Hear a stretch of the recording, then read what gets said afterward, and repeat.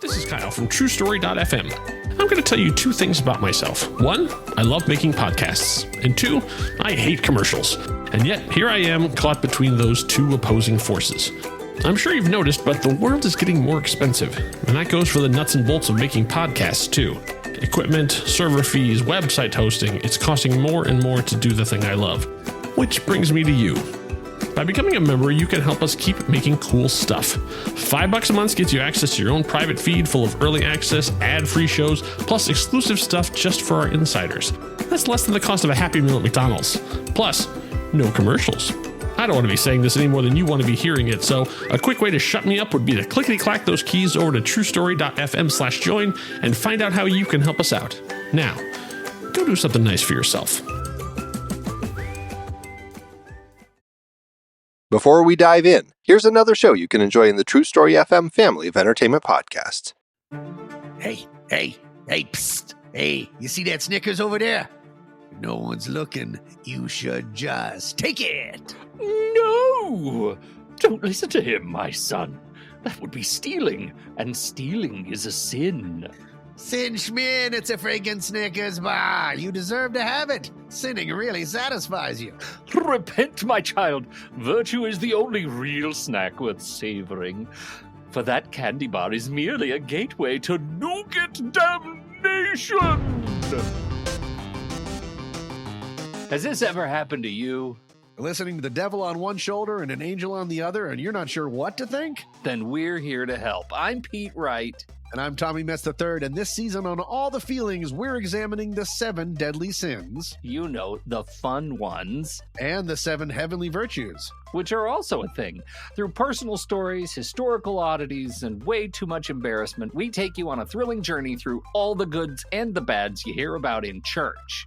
But without all that pesky church stuff. So come join us for All the Feelings Season 9, a sometimes funny podcast about being human. All the sins, all the virtues. All in one place. Go to allthefeelings.fun to learn more, or subscribe to All the Feelings wherever you get your podcasts. Game over. Horror movies get a bad rap.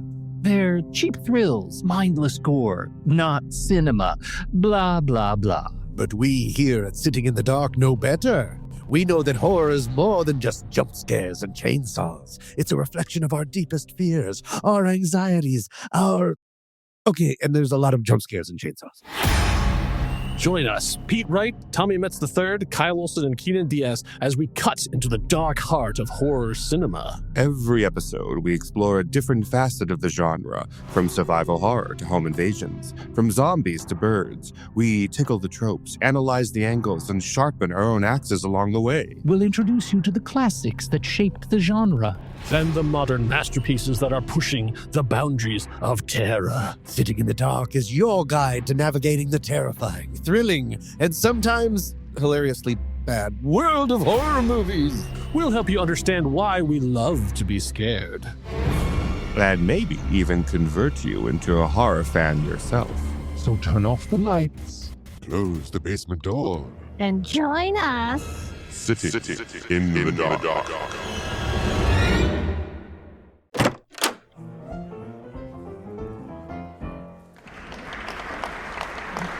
Oh, there you are. I was hoping you'd make it. Come in, sit down. Welcome to the Story Well. If you've found your way here, then here is where you belong. And joining us at the table is fellow podcaster Christopher Soucy. Welcome back. Hello. Yes, thank you very much. Glad to be back. I know. Say we both had some busy times. As we were starting to record, I was telling you I just participated in a 24-hour play project. Those are amazing. They really are. I absolutely love them. I know there's a lot of writers that I know they hate it. Like they can't get out of their own way. Like it's just not how they're built. Like they're I mean, and once again, this is different flavors of author. You know, they're different writers have different styles. Some people take a long time to do it, and they come up with brilliant stuff. I really love the short term thing. I love the pressure. I love doing it that fast. It's like actors who don't really enjoy improv. Right. You know, because they're playing actors who, you know, will not improvise, you know, and they don't feel comfortable improvising. They want to hone. They want to put all their there are many skills to long hours of work and rehearsal and things like that. So, no, I understand fully writers who labor over every word. It's not for them. We're doing a 24-hour play. It's not for them. It's just that you just abandon it. Like, it's just like, oh, it's time's up. That's all I can do. It was so that was I love it because I like to have that beginning, middle, and end. So that's one of the things that I always try to do is try to find, like, as opposed to like a sketch. Like I want to have something that is like we're joining you, or you're joining the story late. Like you're gonna have to catch up because I'm gonna be already running by the time we get going. I don't want to have it be like, oh, hi Mark, hi Jim. How are things going? It's like, no. Right. Well, if you're doing 20, like 60 pages, sure. When you got 15, no, like we got to get right to it. And it's that's an amazing lesson right there, is the notion of sketch versus script or story, because stories require a sort of lead in and lead out, a sort of a notion, whereas a sketch ideally is to deliver the joke or to deliver the concept. Yeah. And it becomes very truncated that way. And it's funny because if you watch like sketch comedy shows, every now and then they get caught up in the story and then the sketch kind of suffers. Yeah. Because you're like, oh, they didn't know where to end this. They're still trying to justify what's happening in front of me. And it's like, no, you should have nailed the punchline or the crux and left, and smoke bombed out. So we used to do a 24-hour play festival we had Muse Arts Warehouse, which was a theater company that was our theater space venue. Yeah. And a good friend of mine put together the 24-hour play thing. So much so that we got a cease and desist. Oh, wow. From the actual 24-hour play, organization. And I was like, oh, that's interesting because we just called it like Play in a Day, or we just changed the name, and they were like, you can't call it the 24-hour play festival. I was like, what a weird thing to get upset about, because it's such a good community builder. It's such a good because you're getting actors together, you're getting directors together, you've got writers together. It's all in service of the art of theater. And then we're like, oh, we didn't even think about it. We're like, oh yeah, we called it the 24-hour play festival, but the truth of the matter is, it doesn't matter what you call it. You can call it anything. Yeah, that's a weird thing to get like litigious about, because it's not like you're doing like all this stuff just goes away. I mean, that's absolutely. Like I wrote it and it goes into my vault. Like it's never coming out. Like it was done for that time. Yeah, this is not. Yeah, exactly. And even if it were, I wouldn't call it 24-hour play festival production. Presents. And so it's just interesting. The other thing that we got a cease and desist for was my improv company was doing choose your own adventure. Oh, shows. Yes. And the Choose Your Own Adventure books sent us a cease and desist, and it was like, why is this? If that's the hill you want to die on, is like choose your own adventure. Okay, it's like it's one of those things where you go, is this why you wanted to become a lawyer? Right. Is this? This is like when you're sitting there, watching all these intense legal thrillers, and being like, one day I'm going to send somebody an angry letter to say you can't use Mickey Mouse like that. The social justice of it all. Right. That's so funny. It was a ton of fun. I like having it. It was interesting also to see, because I knew one other person who was in it, and so I got to open the show and he got to close it. So it was interesting. Nice. And, either of us not knowing what the other one had done, right. too. So it was nice to sort of like to have that balance. And then in between were a couple of writers I had never met before, and one of them was a newbie writer, like a young, like she said, like in her 20s or whatever, and she happened to, on the weekend of this big festival, be out of the country. So she had to zoom in, right, to be there for the drawing part of it, and then write all of her stuff. I don't know what time it was, and I think she was in Puerto Rico. Sure. And then had to set stuff in, and so she never even got to see it. Wow. But it was interesting. Having done it a couple of times, I sort of have a rough idea of like how long it is and what I can do and what I can't. And this other writer went really big to try to do like this sweeping story that crossed over 20 years. I was like, oh wow. Like I have points for ambition, but like I don't think I could land that plane. Oh yeah. So it was so ambitious. I was impressed with that. In one of our first 24-hour plays, one of the writers, because ideally it's like a 10-minute piece, right? Yeah. Just wrote 10 pages monologue. Oh. And it's like, if you got 10 pages of monologue, that's a long time. That's a long time on stage. And you're asking an actor to memorize in a very short period of time these ginormous speeches. And it was just like, yeah, we gotta have some kind of a discussion about, dialogue. Use dialogue. People don't talk in monologues. Very rarely does anybody sit down and just like rattle off 5 minutes of straight, conversation. Right. And when you have 3 actors, you sort of want to give them all something to do, as opposed to just one person, oh yeah, I'm gonna write this thing, and it's the closing argument of a legal, like they're the entire thing, and then have the person go like guilty or not guilty. It's like, but they have to stand on stage, they have to spend their day. Why not give them all something to do? Exactly, and give them snappy lines, give them fun things that'll stand out. Don't weigh them down with just ton of exposition and a long dense speech. Yeah. And what's worse was it was kind of like nonsense writing. Oh yeah. And like Finnegan's Wake kind of style of just like straight consciousness. It was more like straight attempt at absurdism. Oh, okay. And it's like, this is not the forum for it. Yes. We're trying to get through this together. So we're not trying to challenge anybody. We're not trying to like make the audience suddenly aware of the absurdity of life. Yeah. Tell a story. And yeah, I remember the first time I did it, I wanted it to be so good. And I was like, oh man, I don't know, is this going to land? Is this going to work? Is this going to be funny? Is this going to? And then when I got there, I realized 90% of the audience are people from the show.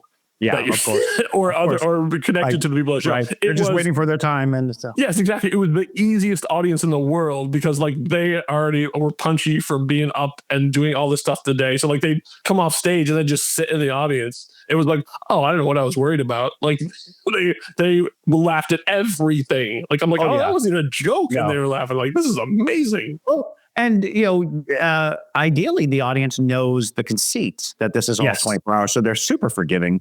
They're very, they're enamored by the idea. And now you're presenting something that they're like, oh, wow, this was incredible. And so, they're very forgiving.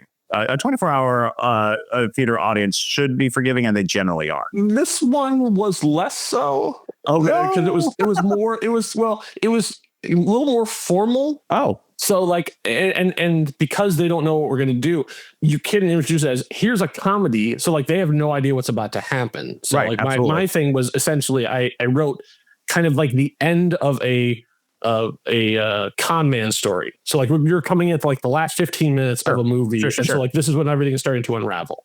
So it's, 3 people and they're all conning each other and that's up. And then it's very, very, it's very silly comedy, like just over the top.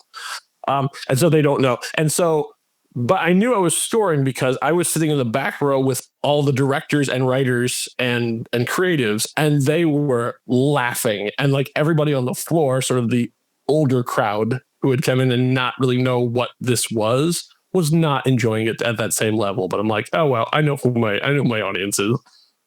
Like having, one of the directors 2 things behind me, unable to catch his breath because he was laughing at a thing. I was like, okay, well, good. Like, well, I may be playing to the choir, but I know the choir is paying attention. It's always kind of amazing when you get to that place because we had there's one year where there was a show that was pretty much the conceit was a man who has stomach issues is sitting on the toilet, and that's the whole thing.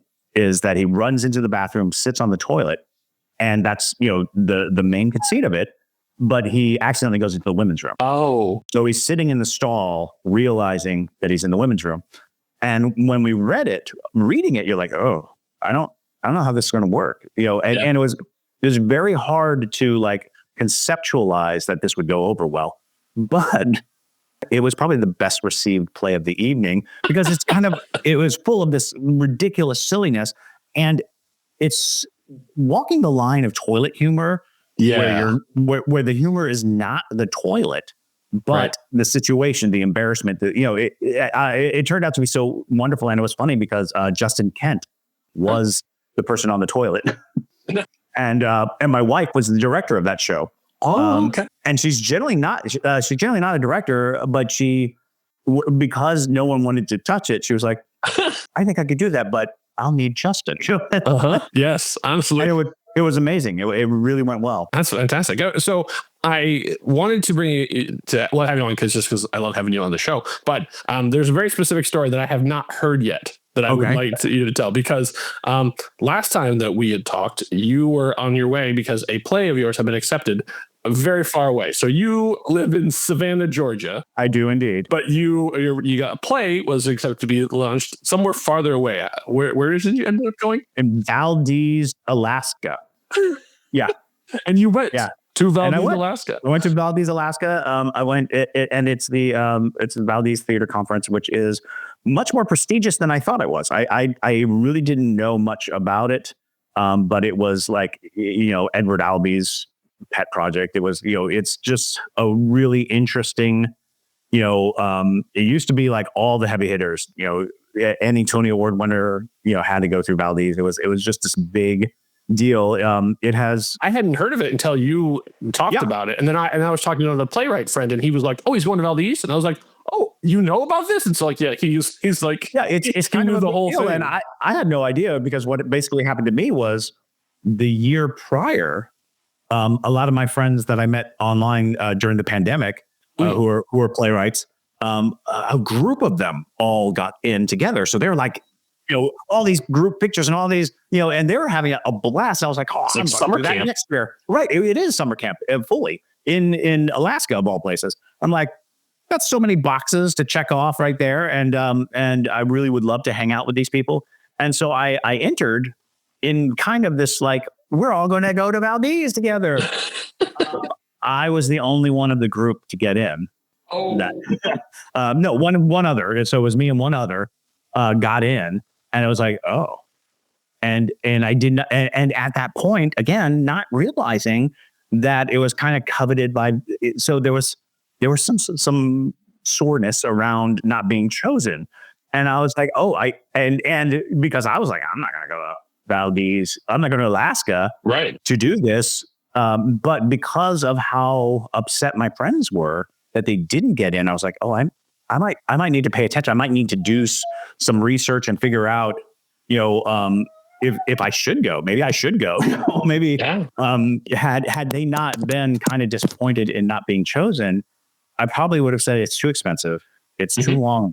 It's a long conference. It's it's like 9 days of just straight theater. They're doing readings from morning to night, and then shows at the night, and then a fringe, and it was amazing because it's easy to forget that theater is a living game, because when you cast your eye at theaters that are accessible at the community and regional level, they're either plays that are so big that they made their run on Broadway and now they're sorting around, or they're long dead people plays. You don't get a lot of the living playwrights. You don't get a lot of that. So being shoulder to shoulder with a bunch of living playwrights, talking playwriting and having our readings done, and it was an amazing thing. And I was kind of like sort of wink and a nod, invited back. This coming year. Okay. It was like, hey, yeah, if you're going to, go through this process, we can make sure that there's deference to you, or we'll find a place for you, which I was like truly honored to get that kind of conversation going. Right. But I'm in the process of building a museum, and I was like, I don't think I can. As one does here. Right. And when you wake up in the morning, you're like, I think I'm going to build a museum. Yeah. Do I want to go back to Alaska, or do I want to build a museum? Ooh, right. Decisions. It was one of those things where it's like, because the director of the Valdez conference is now a co-author on a play with me. He invited me to write a play with him. So we're actually writing a play together, and he's very excited about that process and getting something done. And so we're having a great time working on adaptation. It just so happens that his taste and specifically his area of interest just happened to be what my play was last time. You know, I wrote a play based on The King in Yellow, which is a precursor to Lovecraft. It's oftentimes people lump it in with Lovecraftian stories, but it's a good 40 years before Lovecraft. So my dog is crying, just crying. His laugh is so hard. Just dramatic. Nothing going on. Just a dramatic dog crying. And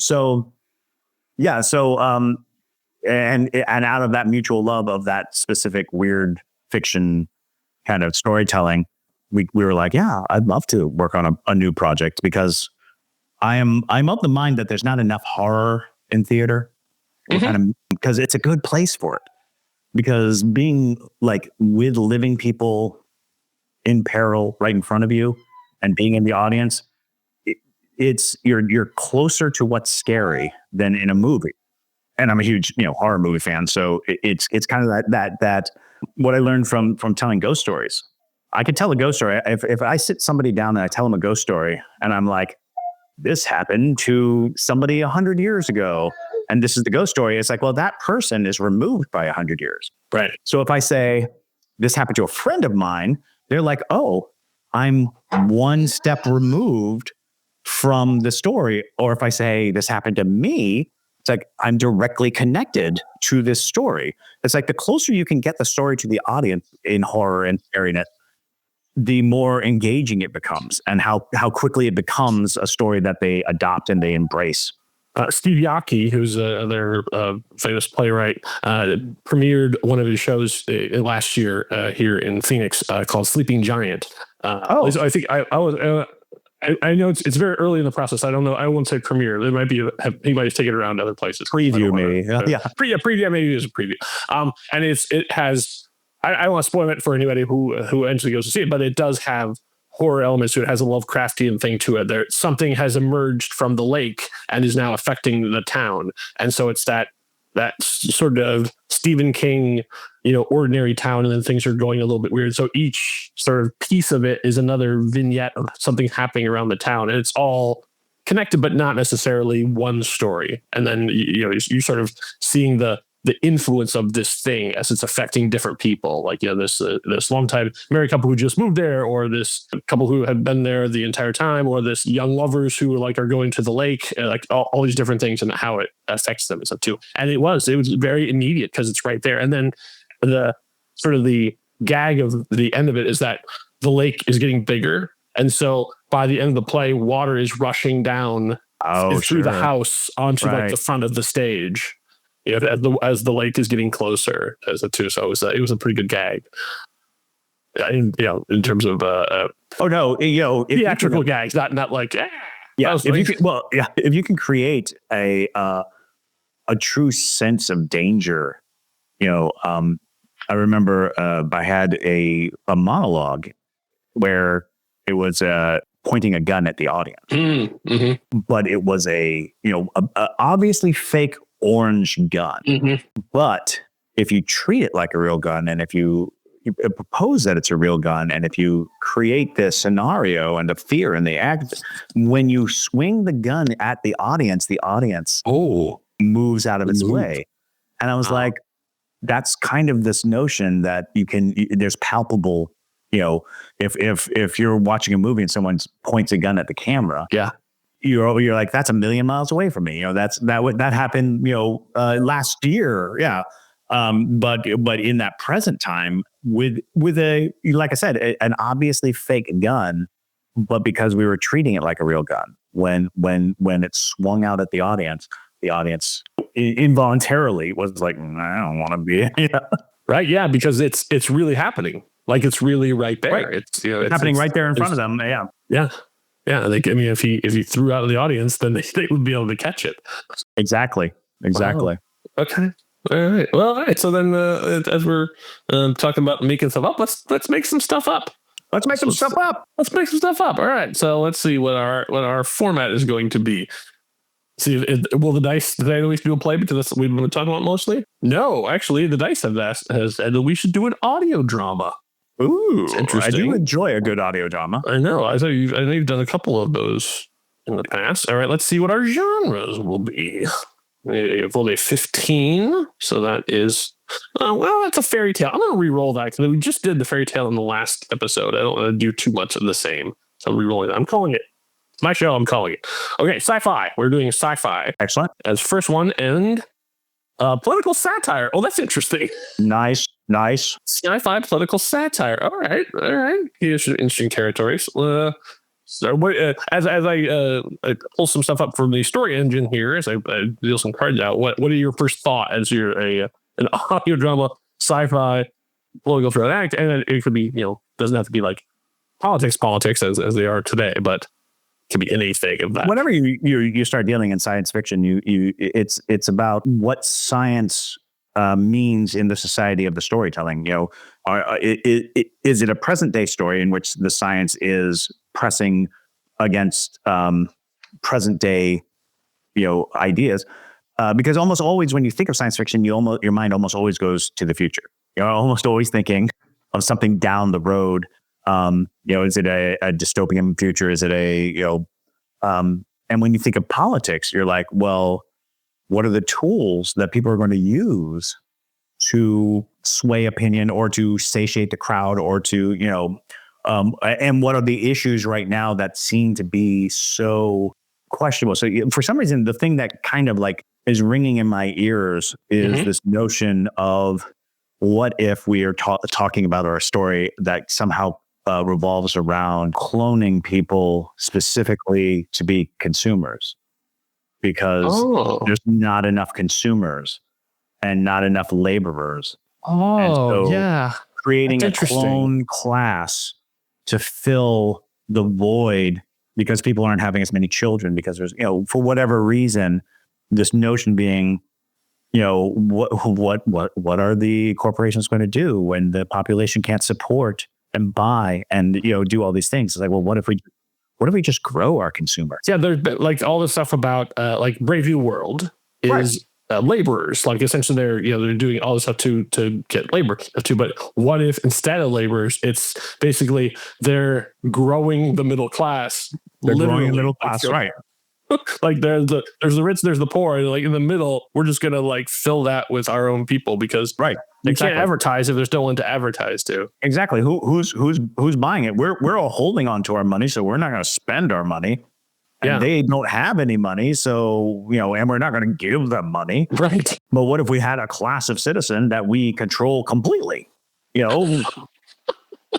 That kind of notion. I mean, and I think that would play out pretty well in today's, corporation wary, So, okay. So the story engine has come up with, and we can choose to either use or ignore, a bitter kingpin wants to achieve a dream involving a blueprint, but it will gain the attention of their enemy. So a blueprint could be a couple things. Like it could be like literally the blueprint of a person. Exactly. That's exactly what came into my mind. Yeah. And it'd be interesting so like where do we set the person? Like who are we following in this thing? So this could be a sort of more darker sort of noir kind of tale of like a bad guy, worse guy, sort of the Breaking Bad penguin sort of, it's like our hero is not a hero, but he's like a hero compared to the other people who he's against who are more awful. Well, I think there's an interesting notion that if we are suggesting that the story is about creating consumers, yes. What if you had this kind of renegade clone maker, clone designer, who wants to give a little more free will to the clone? And that's the blueprint change. He's like, isn't it boring that they don't fight? Isn't it boring that they don't want for themselves, that we tell them everything they want and they just do it? Yeah. What if we gave them a little free will, just a little, and that puts him at ends with the corporation or the the government or whatever it is that is over the oversight of this thing. He's saying, let's diversify the product, and they're like, the product's fine. The product does exactly what it's supposed to do. Don't rock the boat. So it would have this process has been going on for a while. You're thinking like this is, at this point. So we're a couple hundred years into the process, right? And society is stabilized to allow this cushion of fake people, which is also perfect for that political climate of who do you hate? You hate the fake people. The realies, the real people who are fighting against, all these fake people. And that gives them, and then the upper class gets to just sit back and rake in the money while the lower classes fight each other. But the lower classes, they had to create an enemy. Right. This would be, I don't know why this made the connection, but as I was thinking about the class warfare and stuff too, this would be interesting if we put it on Mars. Absolutely. Imagine because there's this whole thing right now of billionaires trying to rush to space. Well, right. And what if they get there and then go, oh, but we don't have a society to rule over here. Exactly. So then and who's buying our product on Mars? Right. Yeah, exactly. And so then they can, you also get into that legal gray area of like, oh, you're not on Earth. So you're not an Earthling. So you don't really have rights because you're not really a person because you weren't born on Earth. So then you have not born at all. Right. Yeah, exactly. You're like I can show you the vat where you came from, and all these other people came from it too. Right. So you have then like literally the growing their people. Right. Because so when I was angry at George Lucas, I wrote my own Star Wars storyline. As did I. Yeah. And one of the big ones was that the Clone Wars was about the fact that clones are slaves, and that there was a faction that was like, no, they're living beings. They're being subjected to slave labor. They should be free. So it was a Civil War allegory kind of thing. But one of the things was that clones can't reproduce. They only come out of bats or whatever. But one industrious Imperial decided to allow them, secretly allow clones. So there were generations of clone children that are not clones. They were born. And that's the fight. The fight is, if two clones have a child, is that child a clone? That child's and they're born into slavery. And they're like, well, no, all clones are born in slavery. You say, yeah, but those are clones. These children. So it's about a generation that the argument is, shouldn't they be free? And then when they looked at it closer, they're like, technically, shouldn't the clones be free? Shouldn't we're learning that they fell in love with each other, that they're trying to live their lives there, and even though they live under the lash, they exhibit everything that is human.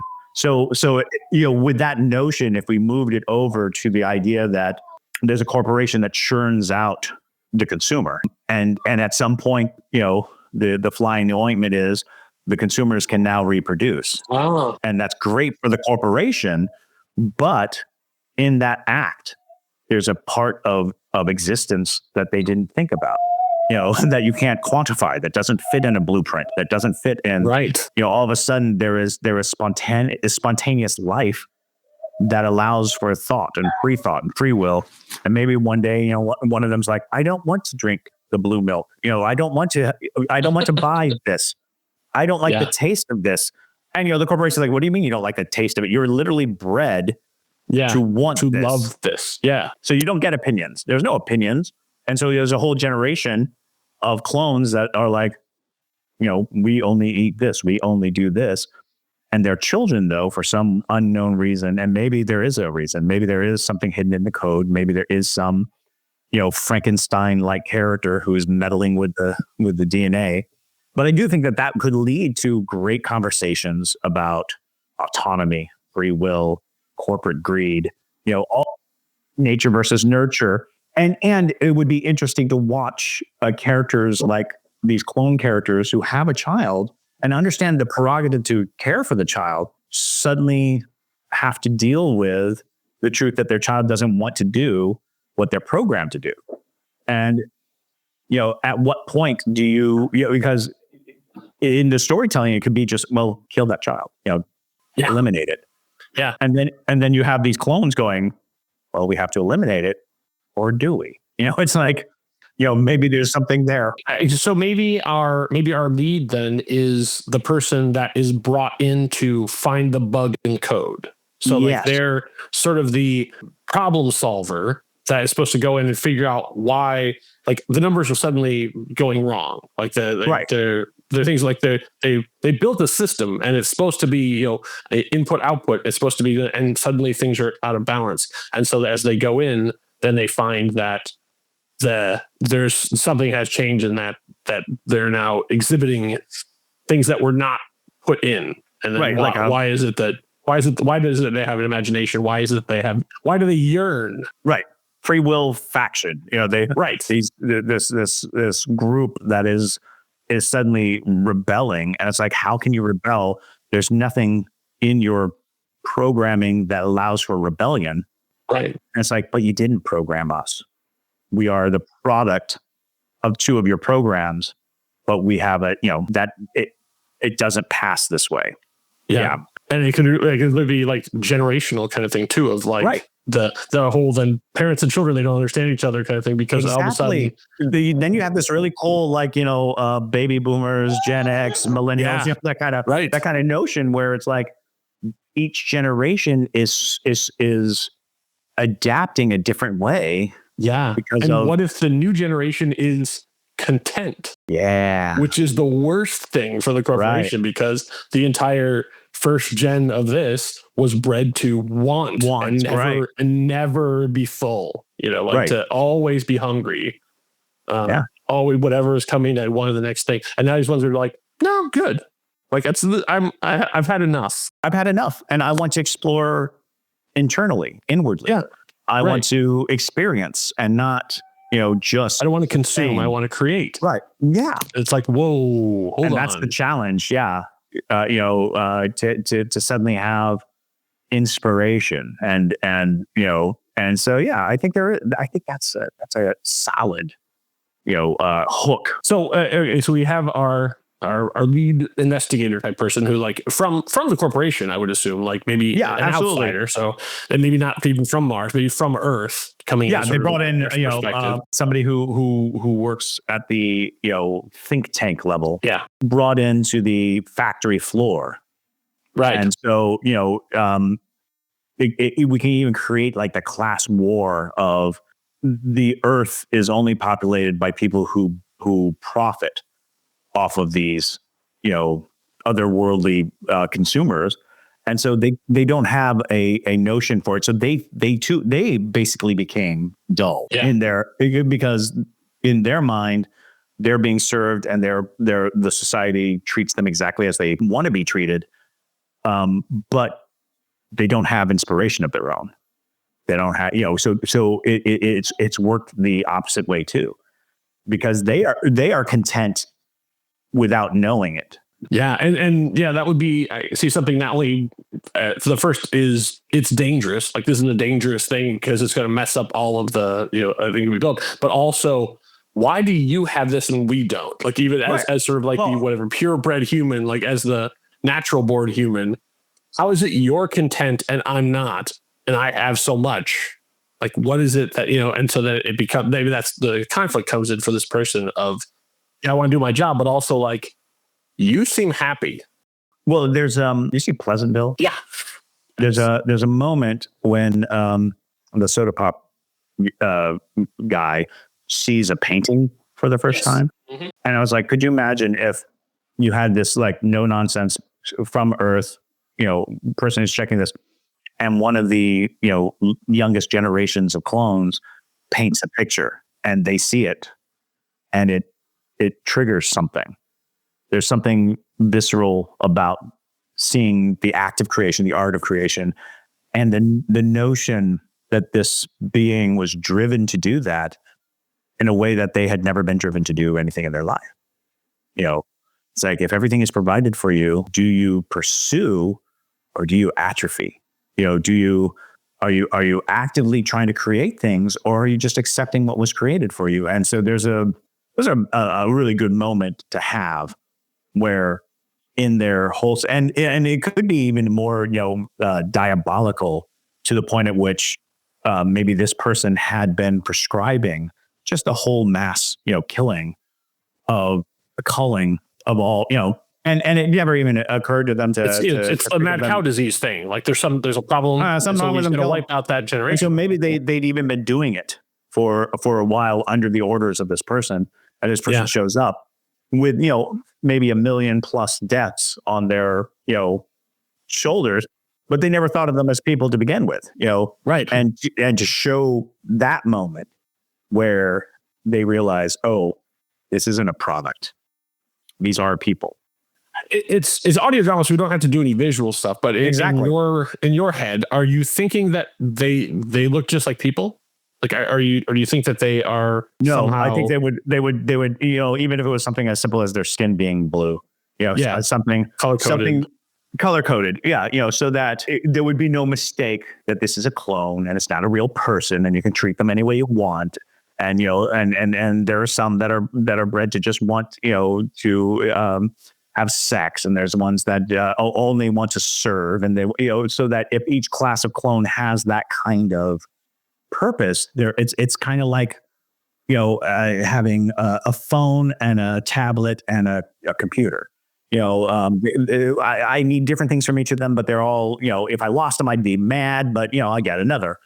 So if it lives in an idea that it's like, well, they're not real people, they're not people, and they were engineered to not look or act like people. It gives them, it's too uncanny to have them, fully look like people. So now this might be hat on a hat. So like this is like too far, but I'm also thinking that this, developing this entire middle class group of consumers is up to would also be very entertaining.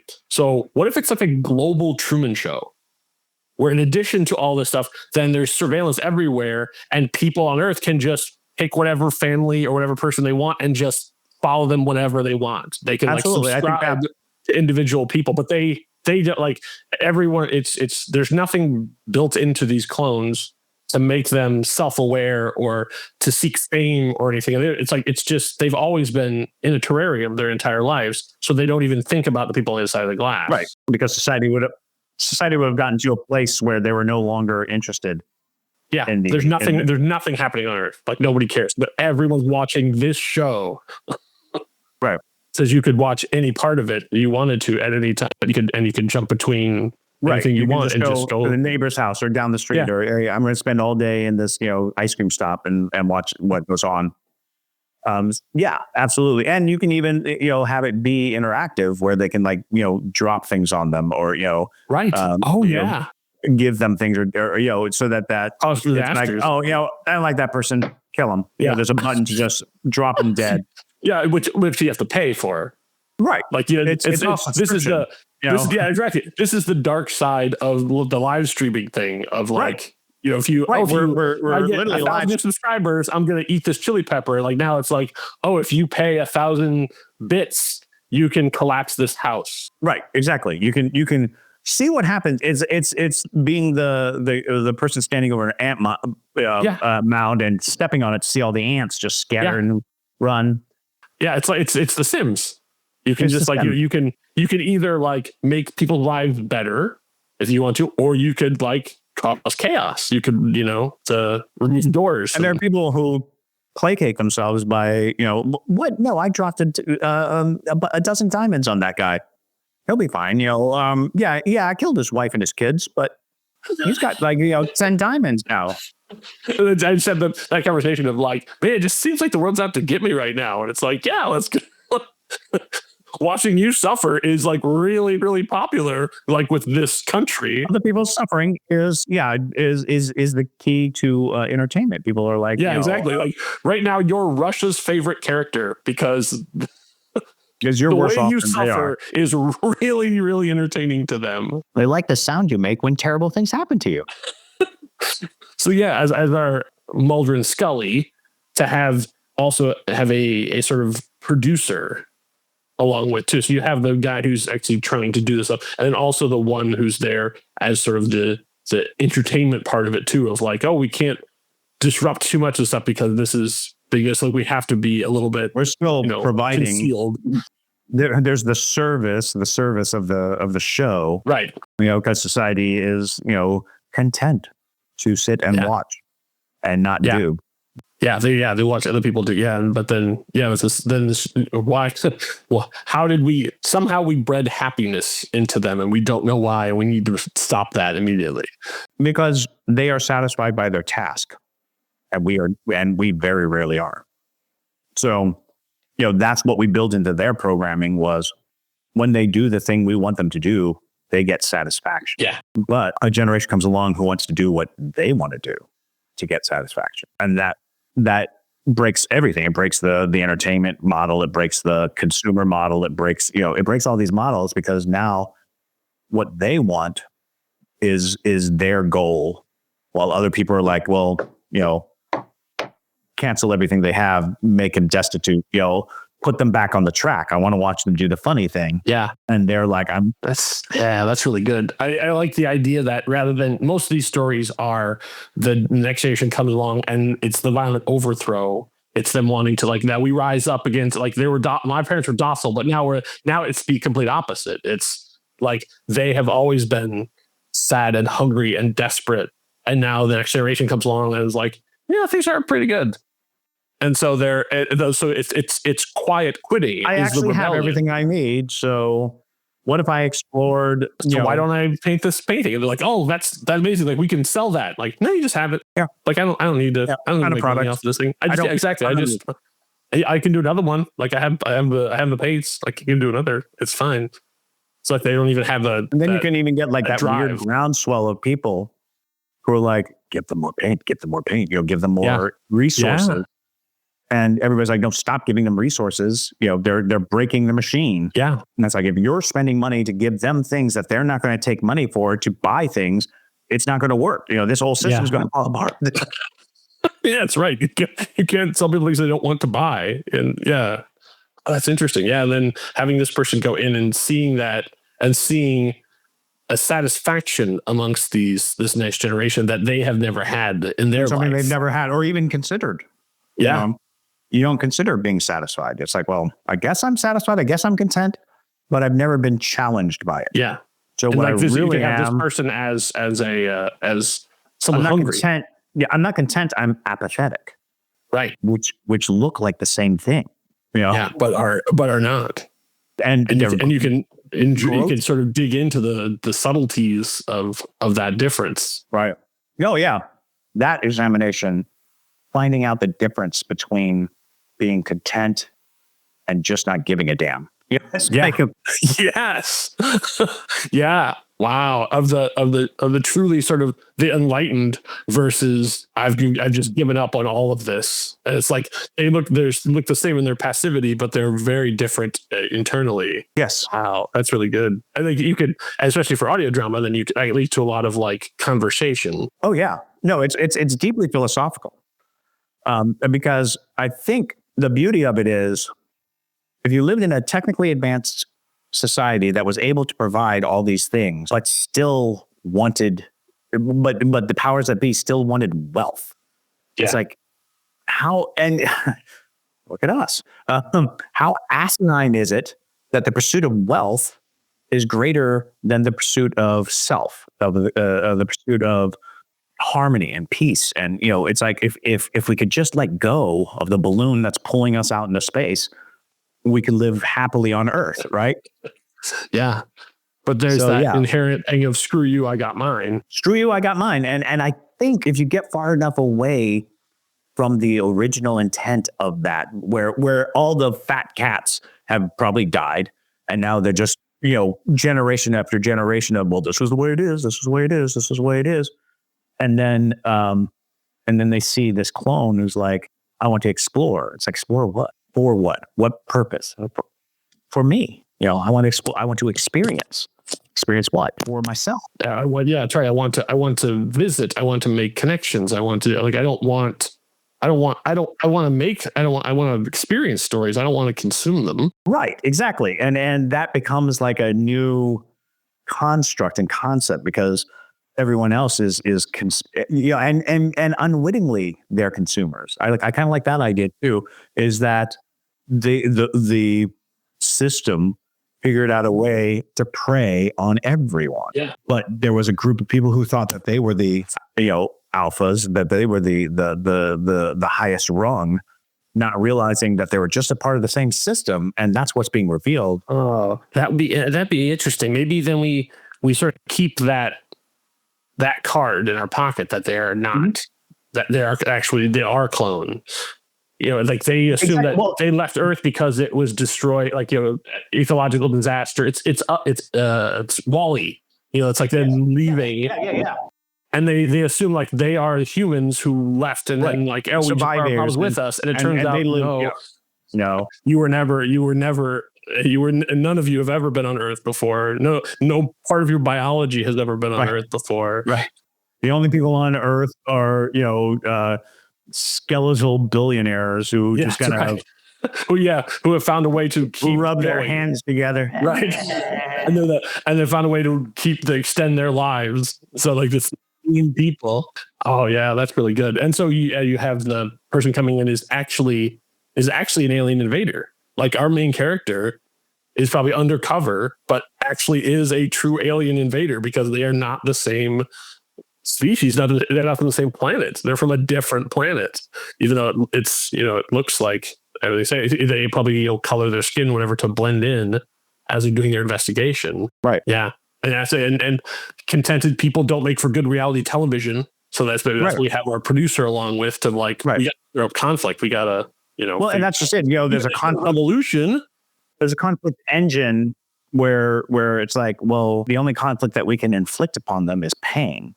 The only thing that we can do is take their toys and take their comfort and take all these things from them to watch them deal with it. And you come across a generation that the more you take away from them, the more freed they feel. The more aware of a universe beyond them they become. Almost like they're becoming yogis. Almost like right. It's like involuntary hunger strike. I hunger. I have hunger. I'm not being satiated. I'm experiencing this new form of existence.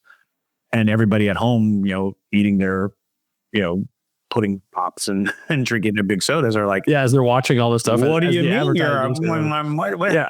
It's like, those idiots. Yeah, maybe it starts out as they think that there's a cult, like that they're looking for a spiritual leader that is changing all this stuff, and they can't find it, and it turns out that there isn't. Well, it does boil back to that idea that if the person is showing up looking for an error in code. Yes. And it's like, it's not an error in code. It's just evolution. It's just nothing can remain the same because in order to survive, it has to change. And that's the one thing that they can't control. They can't control how it's going to change or why it's going to change. And so while our investigator is looking for a culprit who's changed the code, what they learn is life is not a code. It's the opposite of Jurassic Park. It's the opposite of Jurassic Park. So it's like life found a way to make things peaceful. Right. To settle. As opposed to, exactly. To it's like somehow they, by quirk of fate, by steering too far in the opposite direction, by pushing the wants and needs so hard that the generational revolution. There's more peace in not having things than having things. Right. Wow. That somehow that's very heady, very quick. Oh, I know. I was thinking that they somehow ended up figuring out how to do world peace, and now they want to do everything they can to stop it. Exactly. Oh, that's really good. And that puts our investigator right in the center of it as sort of like the one who your job is to keep things miserable, to keep things terrible. They crack the code, but they don't realize what that truly means, because it in their assessment, they're onto patterns and all these things, but when they finally realize it, it's going to be about them. It's going to be about who they are in a universe that is indifferent to our suffering. Yeah, that's really good. Oh man, that's the thing is like I can see that running too. Like it's not one of these, sort of like I think you get to the end and okay, we're done. Like no, there's all these different stories you can tell. Stories you can tell in that world. Right, and especially if it's not about like revolution and it's not like a war that you're going to win. It's like the quiet progress of a philosophical notion that falls upon people when they do not have what they need, but they have the tools to address anything.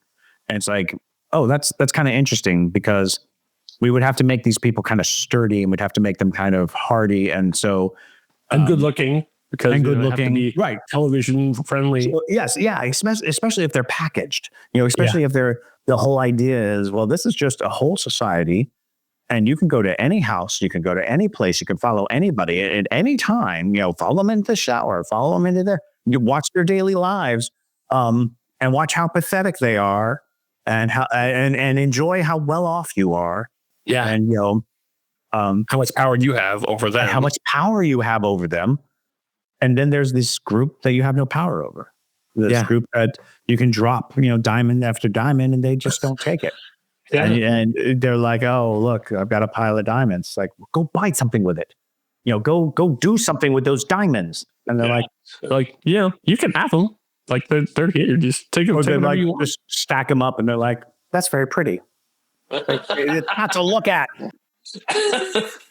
You can buy a house with that. Like, I have a place to live. And and that does come down to this idea that when people are frustrated with these, non-human beings, they just press a button and they die. Yeah. But in that motion, in that notion, there's this swell of, oh, life is fickle and life is short and it is fleeting.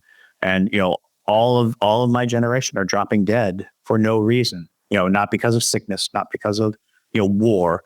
It's, and they can't conceive of some godlike character watching them every day in and out, omnipresent, omniscient, deciding to just kill them because they didn't entertain them that day. Yeah. And that's wow. That would what a strangely episode. Grotesque, right? Yeah. What an episode that would be of like when as they go along through this, like, and they befriend someone. One of this. Oh, absolutely. And that person and just then drops like yeah, or and to have belong, or even to then sort of like, all right, then to ascend, like, all right, I'm going to take you to meet God, like essentially bring them up and go, this is the pantheon that has been tormenting your people for generations. Yeah. And it's just basically like the comic book guy from Simpsons. Yeah. This guy is like, and then, oh boy, what fun that would be, right? Right. Who did you think you were? Yeah. You thought you were so good. You're not better than me. Did you like it when I took your taste buds away? Okay. All right. So then, what do we name it? What do we call this thing? There's if we don't want to tip our hand that it's, clones, essentially, that kind of stuff, we should, just stay away from any of those kind of scientific kind of things. But, and also, apparently, according to, the wisdom of Hollywood, putting the word Mars anywhere near the title of anything is a death sentence. Yeah, right. Hang on. I had something early on and it went away. I was like, oh, I'm gonna remember that, and I didn't remember. So as we move through the philosophical levels of this terrarium is one of the things comes to mind. Terrarium is a good one. I was thinking glitch in the code. Okay. But I'm now trying to think of the peace virus. That was something that was always going around there too. World peace as a virus. Unfortunately content. That sounds like a bad unfortunately content. So I wonder if we could use circus because. Okay. Oh, like the Roman circus. Yeah. Because bred in circuses, that's interesting. Right. Something, because the circus is so interesting because it's got such a dark history, but we think of it as this kind of lighthearted send in the clowns kind of thing, but its roots are gladiators and people just dying for our entertainment. He's got this way to the egress. Right. Something like that. That's actually not bad. Oh, no, I don't know if anybody's done that, like as title of the thing. I can live with that too. That's not bad at all. Okay. All right. Well, I'd say I'm super happy with that. now I'm itching to like get into this world and start having these like philosophical conversations with people. That's to be fun. But and if you feel the same way, listener, then congratulations. The story is now yours. We are giving it away. So It's everything free. Yeah, exactly. So this side of the egress is Creative Commons attribution. All we ask is that you let us know what you did. So just say like, hey, I was inspired by this thing. Link it back to us so we can read it or watch it, or absolutely. if you whatever you want to do. If you want to develop it entirely, It is an audio, so fire up your podcasts and go at it. yeah, exactly. If you're a visual artist and you feel inspired that you want to see what this colorful group of people living in a gigantic planet-sized terrarium looks like, I'd love to see them. We do. So all we ask is you do it. So so go forth, enjoy, create. And then let us know what you did. So we're happy to see or listen or look at whatever you got. So once again, every time you come on, I never know what we're going to come up with, and it's always something amazing. Yeah, you that's wonderful. have a singular mind, and brainstorming I love is one of my favorite things to do, and it's especially good if it's not attached to actual work. Right. Yeah, exactly. This is the beautiful part when everything is just perfect and amazing. And so then you have to go into the things. Look at these ideas. They're all sparkly and shiny, and they don't come with the terrible burden of completion. That's right. Yeah, but hopefully they're seeds that we're spreading along the waves of the internet, and will bear fruit somewhere down the line. Sure. Absolutely. Tell people where they can find other things that you're working on. Oh, sure. Start following the Savannah Paranormal Museum. That is our passion at the moment. We are building a paranormal museum full of haunted artifacts and the history of the paranormal. And we are in Savannah, Georgia, which is a famously haunted city. And if you want to listen to a podcast I'm on, it's called The Most Haunted City on Earth, which is just full of hubris. That is not it's not true at all. Savannah is not the most haunted city on Earth. It's like we haven't even been around for that long, so it's like that's a bold claim. But what it is Savannah celebrates ghosts more than any town I've ever been in. There's more ghost tours, more ghost companies. I have been on a ghost tour of Savannah, so yeah, they embrace the lore. And that makes it different. That the society as a whole don't close the door on it. They're actually very open and appreciative of their ghosts, because a lot of places you go, they'll be they whisper that there are ghosts. And Savannah's like, ghosts, come on, hop in this converted hearse. We're gonna go around and talk about them. Let's go right around the hearse, and I'll show you all the ghosts. So yeah, it's a weird industry, really, but it's passion project of ours. So we're having a great time. Yeah. All right. So yeah. So and if you're in the area of Savannah, hopefully the open the doors soon. We're hoping to open the doors mid-March. We're looking at the mid-March open. Okay. All right. Yeah. Follow on all the socials. So once again, thank you for visiting the Story Well. Yeah, absolutely. Always a pleasure. Well, the stories won't write themselves, so back into the world we must go. Thank you for stopping by. If you're in this part of the world again, there will always be a place for you here at the Story Well. Now, go tell your story.